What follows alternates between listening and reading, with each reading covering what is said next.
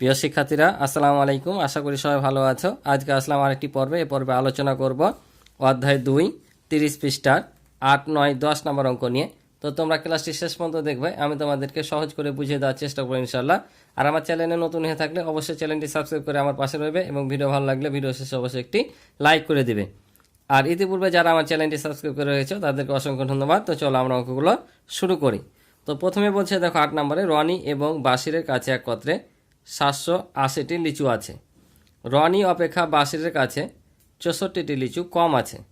রনি এবং বাসিরের প্রত্যেকের কতটি করে লিচু আছে? তাহলে বলো তো এটা কি করতে হবে? বলছে রনি ও বাসিরের প্রত্যেকের কতটি করে লিচু আছে। তাহলে একটু লক্ষ্য করে দেখো, এই অঙ্কটায় 7 নম্বর অঙ্কের মতোই। আমি গত পর্বে বলেছিলাম, যখনই দেখবা যে কিছু জিনিস একত্রে, দুটা জিনিসের একত্রে দাম দেওয়া থাকবে বা মূল্য দেওয়া থাকবে বা সংখ্যা দেওয়া থাকবে, আর একটি থেকে আরেকটি কম বা বেশি বলবে, তখন বেশি যদি বলে তাহলে মোটটা থেকে বিয়োগ করে দেব, আর যদি কম বলে মোটের সাথে যোগ করে দেব। কেন যোগ করব? কারণ এখানে কিন্তু দুজনের লিচু সমান নাই। দুজনের লিচু একসাথে আছে ঠিকই, কিন্তু দুজনের কিন্তু সমান নাই। বুঝেছো কি? দুজনের এখানে সমান নয়, কম বেশি আছে। কত কম বেশি আছে? 64টি লিচু কম আছে। কার অপেক্ষা? রনি অপেক্ষা বাসিরের কম আছে। তার মানে 780টি লিচুর মধ্যে 64টি লিচু বাসিরের কম আছে। তাহলে কি দুজনের সমান হলো? সমান না। তাহলে আমি যদি এই বাসিরের 64 লিচু কি করি, এটার সাথে যোগ করে দিই, তাহলে দুজনের সমান হবে। তোমরা বিয়োগ করে করতে পারো, কিন্তু তখন জিনিসটা উল্টা হবে, এখানে এসে মিলবে না। বুঝেছো? এখানে যদি তুমি কম আছে বলে এখানে বিয়োগ করো, তখন বাসিরের বের করে রনির সাথে যোগ করতে হবে। তো তোমরা সব সময় এটা মনে রাখবা, যেটা মোট থাকবে, মোট থেকে কম বললে যোগ করে দিবা, আর বেশি বললে বিয়োগ করে দিবা। ঠিক আছে? তাহলে এখন যদি আমরা বাসিরের এই 64টি কম লিচু এটার সাথে যোগ করি, তাহলে কি দুজনের লিচুর পরিমাণ সমান হয়ে যাবে না? সমান হয়ে যাবে। তাহলে সমান যদি হয়, তখন আমরা যেহেতু 2 ভাগ করে দিই, তাহলে কি হবে? একজনের লিচু পাবো। কার লিচু পাবো? রনি অপেক্ষা বাসিরের 64টি কম আছে, অর্থাৎ রনির পাবো। কারণ রনির থেকে যদি 64 আমরা বাদ দিয়ে দিই, তাহলে কার পাবো? বাসিরের পাবো। তাহলে আমরা বুঝতে পারছি কি, সব সময় এখানে যে মোট লিচুটা থাকবে দুইজনের, বা যে কোনো টাকা পয়সা যাই হোক না কেন, এই মোট থেকে যার কম বা বেশি বলবে, বেশি বললে বিয়োগ করে দিবা, আর কম বললে যোগ করবা। তাহলে প্রথমে দুইজনের সমান করতে হবে। এক কথায় এখানে দুইজনের সমান করতে হবে। তাই বেশি বললে বিয়োগ করলে সমান হবে, কম বললে যোগ করলে সমান হবে। ঠিক আছে? তো চলো কিভাবে করতে হবে দেখাই। তো আমি এই অঙ্কটা তোমাদের একভাবে করে দিয়েছিলাম, বইয়ে যেভাবে উদাহরণ দেওয়া আছে সেভাবে। আজকে আমি এটা একটু ভিন্নভাবে করে দেখাবো। ঠিক আছে? তোমরা যেটা খুশি করতে পারো। যারা আমার গত পর্ব দেখেছো তারা এইভাবে করতে পারো, অর্থাৎ বইয়ের নিয়মে, অথবা আমি যেভাবে করাবো আজকে একটা অন্য নিয়মে, সেভাবে তোমরা করতে পারো। একই জিনিস একটু ভিন্ন। তো চলো শুরু করি।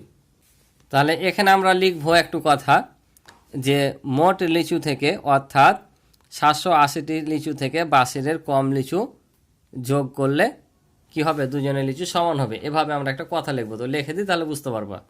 তাহলে দেখো এখানে একটু লিখলাম যে 780টি লিচুর সাথে বাসিরের 64টি কম লিচু যোগ করলে দুজনের লিচুর পরিমাণ সমান হবে। কথাটা তোমরা লিখবা। ঠিক আছে?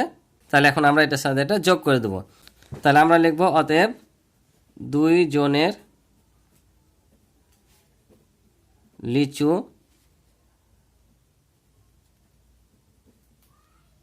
পরিমাণ, তাহলে দেখো এখানে লিখে নিলাম যে দুইজনের সমান লিচুর পরিমাণ। এখানে সমান কথাটা লিখবা। ঠিক আছে? কেন? যে দুইজনের সমান লিচুর পরিমাণ বের করছি। এটা তো দুইজনের একত্রে আছে, তাই না? আর এখন আমরা সমানটা বের করছি, তাহলে লিখবা দুইজনের সমান লিচুর পরিমাণ। তাহলে 780 যোগ 64, এখানে টি, তাহলে কত হবে?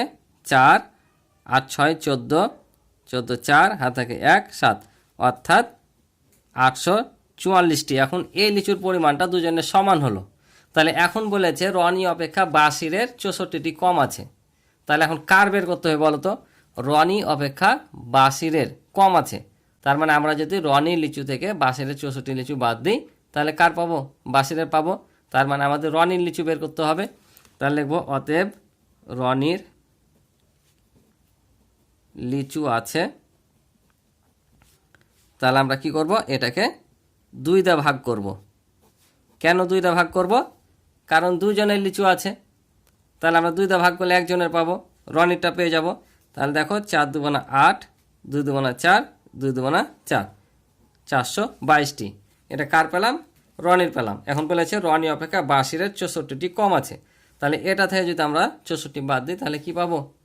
বাসিরের লিচুর পরিমাণ পেয়ে যাব। তাহলে লিখব অতএব বাসিরের লিচু আছে তাহলে 422 বিয়োগ 64। এখন যদি বাদ দিই এখান থেকে ধর নিলাম 12 থেকে 4 বাদ দিলে 8, এখানে পরিশোধ করলাম কত হলো? 7 হলো। আবার 1 নিলাম, 12 থেকে 7 বাদ দিলে 5, এখানে 1 দিয়ে দিলাম, 4 থেকে 1 বাদ দিলে 3, 358টি। ঠিক আছে, তাহলে এটা হচ্ছে রনির লিচু, এটা হচ্ছে বাসিরের লিচু। তাহলে দেখো আমাদের ফর্মুলা ঠিক থাকলো না? বলেছিল রনি অপেক্ষা বাসিরের 64টি কম আছে। তাহলে রনির লিচু থেকে বাসিরেরটা বাদ দিলে, অর্থাৎ বাসিরের কম লিচুটা বাদ দিলে আমরা বাসিরেরটা পাবো। ওই জন্য এই জায়গাটা ঠিক রাখার জন্য আমাদেরকে এখানে কি করতে হবে? কম হলে যোগ, বেশি হলে বিয়োগ। তোমরা যদি এখানে বলো যে এটা থেকে এটা বিয়োগ করে দেবো, বিয়োগ আছে, তাও হবে, কিন্তু তখন তোমাদের আগে বাসিরের লিচুটা বের করতে হবে। আর বাসিরের লিচু যদি রনির থেকে 64টি কম হয়, তাহলে বাসিরের থেকে রনির 64টি বেশি, তখন ফের রনির বাসিরের লিচু আগে বের করে তখন বাসিরের সাথে যোগ করতে হবে। তাই ওদিকে না যেয়ে তোমরা প্রথমেই এই মোট থেকে কম থাকলে যোগ করবা, আর বেশি থাকলে বিয়োগ করে দিবা। তারপর যার থেকে যার কম বেশি বলবে তারটা বের করবা। যেমন এখানে রনি থেকে বাসিরের কম বলেছিল, তাই রনির লিচু থেকে বাসিরেরটা বাদ দিতে হবে, তাই আমরা আগে রনির বের করছি, তারপর বাসিরের 64 লিচু কম ছিল, ওটা বিয়োগ করলে আমরা রনিরটা পেয়ে গেলাম। তো এটাই হচ্ছে উত্তর। আশা করি তোমরা বুঝেছো। তাহলে এখানে লিখে নেবা তোমরা যত রনির লিচু আছে 422টি এবং বাসিরের লিচু আছে 358টি, এটা উত্তর। ঠিক আছে, তো চলো আমরা পরেরটা দেখি। তাহলে 9 নাম্বারটা দেখো, সাহেব বাজার থেকে 25 কেজি চাল, 350 টাকার সরিষার তেল এবং 668 টাকার মশলা কিনলেন। প্রতি কেজি চালের মূল্য 72 টাকা। তিনি দোকানদারকে 3000 টাকা দিলেন। দোকানদার তাকে কত টাকা ফেরত দেবেন? তাহলে এটা কি করতে হবে? এটা দেখো, দোকানদারকে 3000 টাকা দিয়েছে, তো দোকানদারকে 3000 টাকা দিলে যতগুলো টাকা তুমি বাজার করেছো সেই টাকাটা নেওয়ার পর ফেরত পেলে তোমাকে ফেরত দেবে, তাই কি না? তাহলে প্রথমে কি করতে হবে তোমাকে? তাহলে তোমাকে যতগুলো জিনিস কিনেছো তার খরচটা অর্থাৎ মূল্যটা যোগ করতে হবে। মনে করো তুমি একটা দোকানে গিয়েছো, খাতা কিনেছো 30 টাকা, কলম কিনেছো 10 টাকা, আর একটা জ্যামিতি কিনেছো মনে করো 120 টাকা, আর দোকানদারকে তুমি দিয়েছো মনে করো একটা 200 টাকার নোট। এখন দোকানদার তোমাকে কত টাকা ফেরত দেবে? তাহলে সিম্পলিভাবে তোমাকে এগুলো কি করতে হবে? আগে যোগ করতে হবে। যোগ করার পর তখন দোকানদার এই টাকাটি রেখে এখান থেকে তোমাকে ফেরত দেবে। ধরো কি যে তোমার এখানে বাজার হলো 160 টাকা, তাহলে 160 টাকা যদি আমরা এখান থেকে বাদ দিই 40 টাকা তোমাকে ফেরত দেবে, তাই কি না? তাহলে এখনও দোকানদারকে দিয়েছে 3000 টাকা। তাহলে এই জিনিসগুলো বাজার করার জিনিসগুলোর দাম যোগ করে এটা থেকে বাদ দিলে যেটা দেবে ফেরত দেবে সেটা। তাহলে দোকানদারকে দিয়েছে কত? 3000 টাকা। তাহলে এখানে যা যা বাজার করেছে সাহেব সেগুলো যোগ করে খরচ যেটা হয়েছে সেটা বিয়োগ করে যেটা বাঁচবে সেটা ফেরত দেবে, তাই কি না? তার মানে এগুলো যোগ করতে হবে। কিন্তু এখানে একটা জিনিস দেখো, যে এখানে সবগুলো জিনিসের দাম দেওয়া আছে, যেমন 350 টাকার সরিষার তেল, এত টাকার মশলা কিনলেন, কিন্তু এখানে বলেছে 25 কেজি চাল কিনলেন, এটা কিন্তু দাম দেওয়া নাই, এটার দাম দেওয়া নাই, এটা সংখ্যায় দেওয়া আছে যে 25 কেজি চাল কিনেছে, কিন্তু এখানে আবার দেওয়া আছে 1 কেজি চালের মূল্য 72 টাকা। তার মানে আমাদের প্রথমে কি করতে হবে? এই 25 কেজি চালের মূল্য বের করতে হবে। তাহলে 1 কেজি চালের দাম 72 টাকা হলে 25 কেজি চালের দাম কত বেশি? তার মানে এটার সাথে এটা গুণ করতে হবে। তারপর তখন আমরা এই তিনটা জিনিসের দাম যোগ করব, তারপর 3000 টাকা থেকে বিয়োগ করব। ঠিক আছে, তো চলো পর্যায়ক্রমে তোমাদের করে দিই। তাহলে দেখো এখানে লিখলাম 1 কেজি চালের মূল্য 72 টাকা, অতএব 25 কেজি চালের মূল্য, কারণ আমাদের চালের মূল্যটা বের করতে হবে। ঠিক আছে, তাহলে এটাকে 25 দিয়ে গুণ করলে কত হবে? তাহলে পাশে তোমরা গুণ করে দেখে দিতে পারো, 5 দুগুণা 10, 10 শূন্য, হাতে থাকে 1, 5 সাথে 35, 1 36। আবার দেখো এখানে শূন্য নিতে পারো, ক্রসও নিতে পারো, সমস্যা নাই। আবার 2 দুগুণা 4, 7 দুগুণা 14, তাহলে যোগ করলে কত? শূন্য।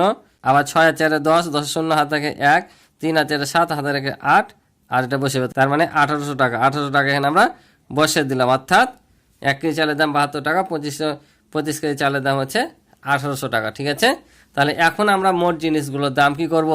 যোগ করে দেবো। তাহলে লিখব যে মোট জিনিস কিনলেন তাহলে আমরা সব যোগ করে দেবো। এখানে 1800 যোগ, কারণ 1800 টাকা চাল কিনেছে, আবার 350 টাকা সরিষার তেল কিনেছে, আর 668 টাকার মশলা কিনেছেন।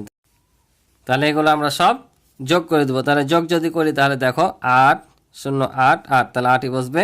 আবার 6 আর 5 হচ্ছে 11, 11 11 1 হাত থেকে 1 1, আর 6 হচ্ছে 7 7, আর 3 10 10, আর 8 হচ্ছে 18 8 হাতে থাকে 1 1, আর 1 2, অর্থাৎ 2818 টাকার কি করেছে, সে মোট জিনিস কিনেছেন।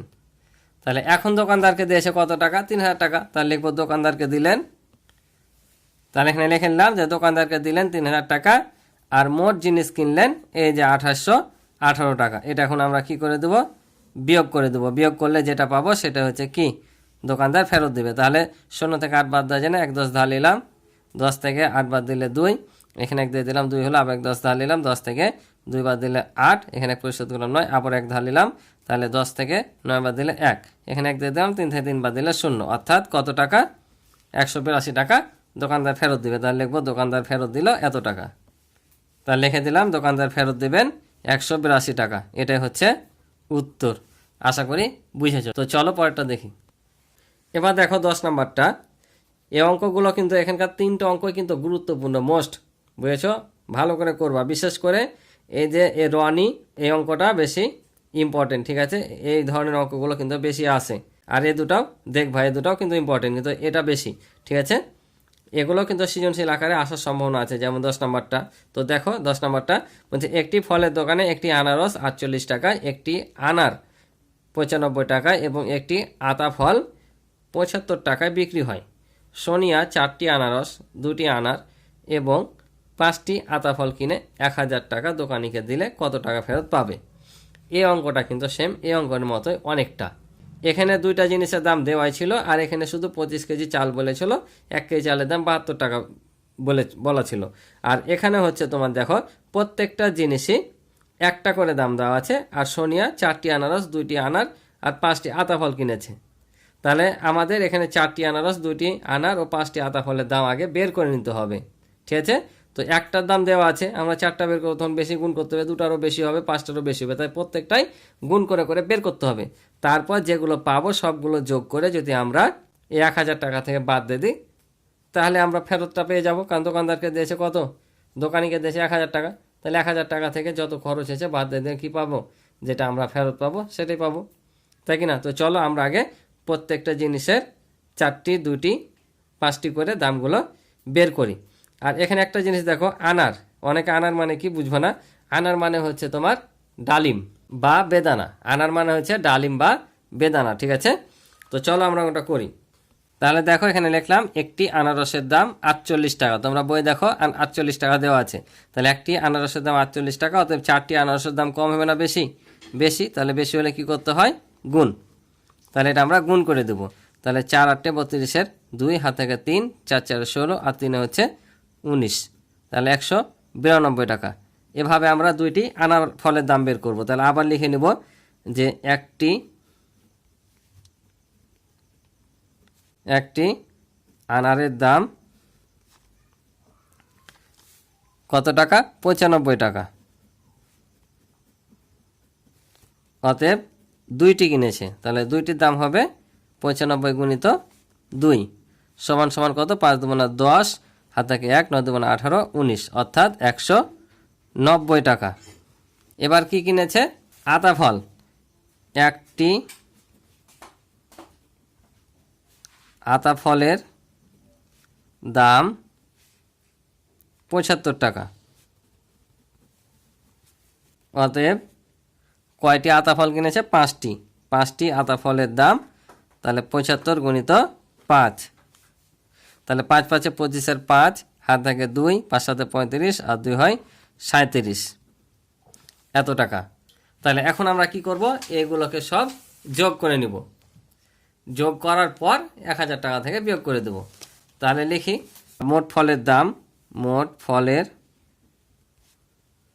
দাম, তাহলে আমরা সব যোগ করব। 192 যোগ 190 যোগ 375 টাকা। তাহলে যোগ যদি করি 5 5 দিয়ে 7 7 7 আর 16 16 আর 9 হচ্ছে 25 25-এর 5 হাত থেকে 2 2 আর 3-এ 5 5 6 7 তাহলে 757 টাকা। তাহলে মোট ফলের দাম হচ্ছে 757 টাকা। এবার লিখবো দোকানিকে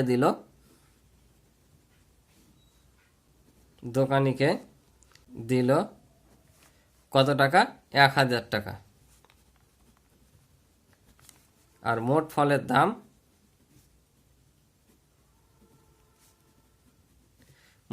হচ্ছে 757 টাকা। তাহলে এটা থেকে বিয়োগ করলে কি পাবো? যেটা ফেরত পাওয়া যাবে সেটা পেয়ে যাব। তাহলে দেখো এক ধার নিলাম 10 থেকে 7 বাদ দিলে 3, এখানে এক দিয়ে দিলাম 6 হলো, আবার 1 নিলাম 10 হলো, 10 থেকে 6 বাদ দিলে 4, এখানে এক দিয়ে দিলাম 8 হলো, 10 থেকে 8 বাদ দিলে 2, অর্থাৎ 243 টাকা ফেরত পাওয়া যাবে। তাহলে এখন লিখবো সে ফেরত পাবে কত টাকা? 243 টাকা। এটা হচ্ছে উত্তর। তোমরা এখানেও চাইলে লিখতে পারো পাশে, ঠিক আছে? তো আশা করি তোমরা অঙ্কটি বুঝেছো। তো আজকে এ পর্যন্ত ছিল এই পর্বের অঙ্ক।